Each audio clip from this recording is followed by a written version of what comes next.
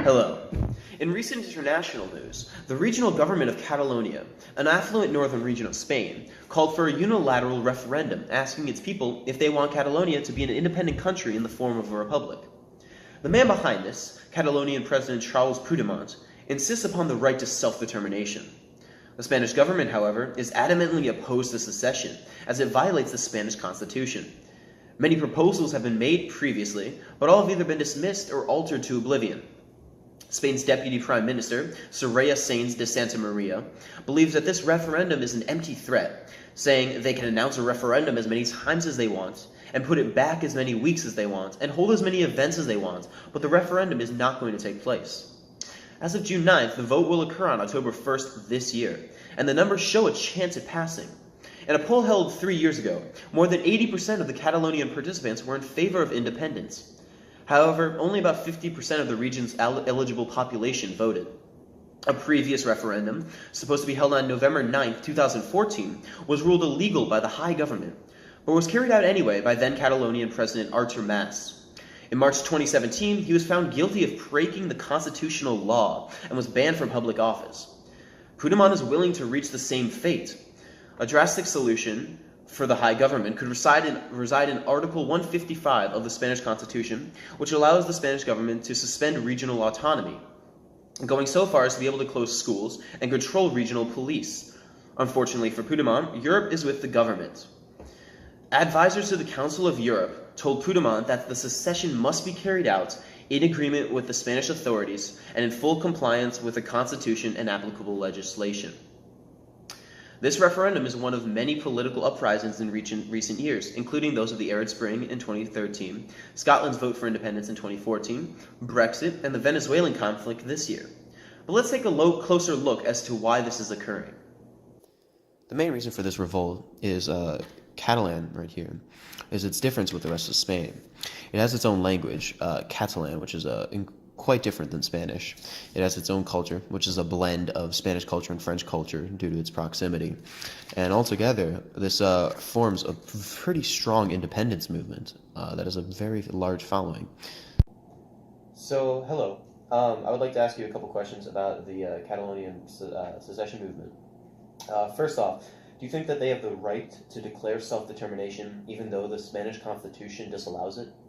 Well, they have the right to say whatever they want, but it's not going to change the situation. They can work to change the Constitution. Okay, so that's how you think that they could get this eventually to happen.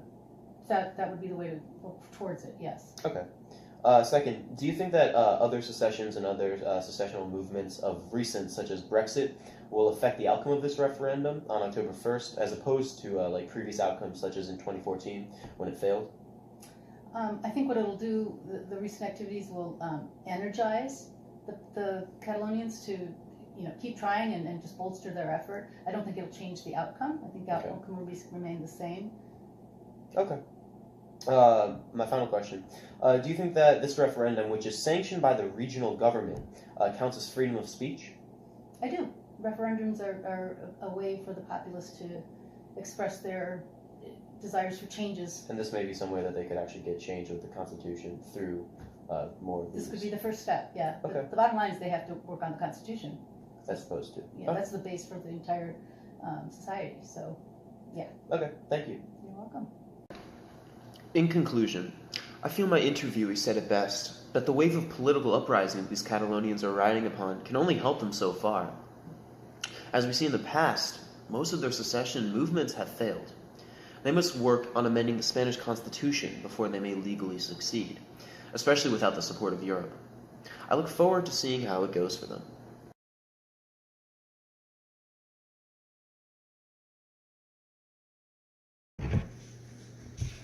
In recent local news, 3-termed bipartisan Maryland Representative and Congressman John Delaney has become the first to announce he will be challenging Trump in the upcoming presidential election.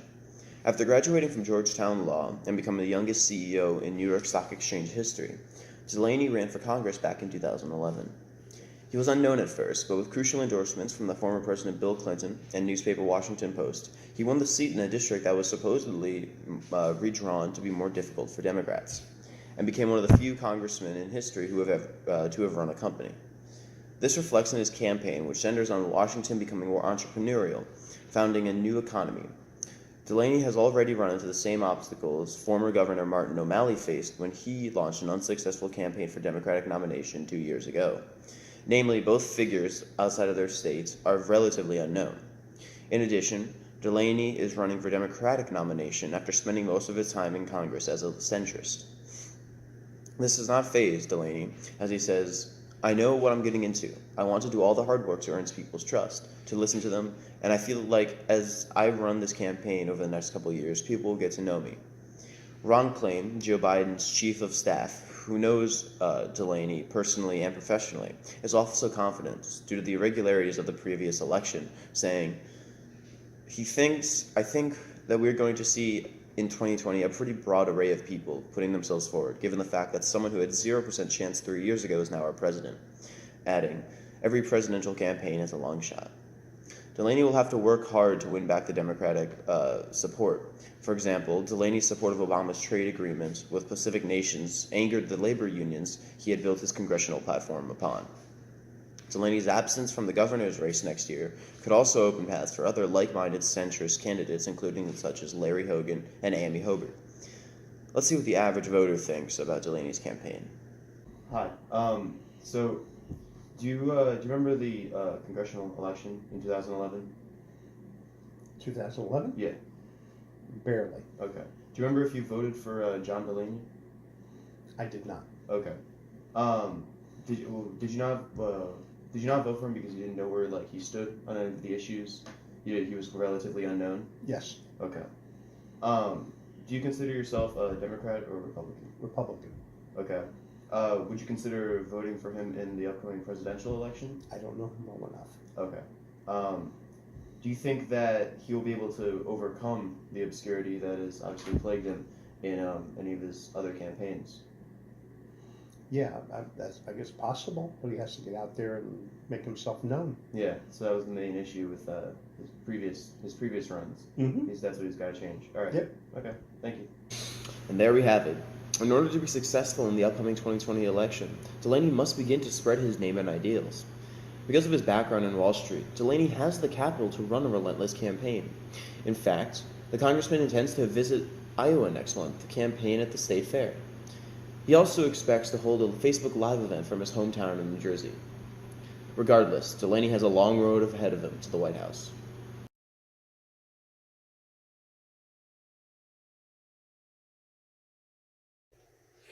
In recent national news, Hurricane Harvey began its rampage along the Texas coast on Friday the 25th of August. The situation continues to unfold now 3 days later, as even though the hurricane's Class 4 winds of 130 miles per hour have subsided, its rain continues and keeps floodwaters high. The storm continues to hover over the Texas coast, now dumping more than 15 trillion gallons of rainfall. Being the largest storm on record, almost 50 inches of rain has contributed to massive flooding of the Houston and surrounding area, which continues to be the primary concern. The cost of damage due to the flooding is expected to reach upward of $100 billion. In addition, 22% of Gulf Coast oil production has shut down, though the oil industry was well prepared and should be able to bounce back in a few weeks. The second busiest shipping port in the U.S., the Port of Houston, has also shut down until flooding subsides. To make matters worse, Bloomberg analysis say most damaged property was in fact uninsured. The confirmed death toll so far is 3 people, but with many left stranded amidst toxic floodwaters, Elaine Duke of Homeland Security stresses we are not out of the woods yet. The Federal Emergency Management Agency, or FEMA, has managed various temporary shelters within the Houston area and nearby Austin, while the Texas National Guard deployed roughly 12,000 troops to conduct rescue missions, as well as put a stop to rampant looting in evacuated communities. The federal government has shipped more than 1.2 million meals and 1 million liters of water to the affected areas. All in all, 450,000 people might eventually require some sort of immediate disaster aid. However, that number might rise again as authorities at all levels make clear that disaster is not over. Harvey remains off the coast currently, now classified as a tropical storm with winds up of about 40 miles per hour, collecting more moisture, and is expected to make another landfall before moving east to Louisiana. It is clear that the area is not yet in a recovery phase, merely survival. Let's see what a Houston resident expects to see when he can finally fly home.